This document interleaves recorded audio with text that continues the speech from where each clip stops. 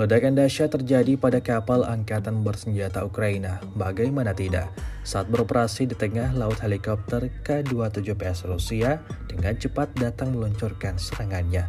Rekamannya ramai beredar di media sosial Telegram pada Sabtu 8 Juni 2024.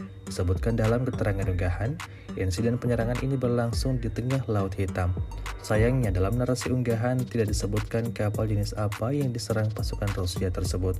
Tampak setelah berkali-kali meluncurkan tembakan brutalnya, ledakan dahsyat terjadi pada target hingga timbulkan kepulan asap tebal di tengah laut, seperti yang terlihat dalam rekaman. Hingga video ini beredar, beragam komentar dituliskan warganet.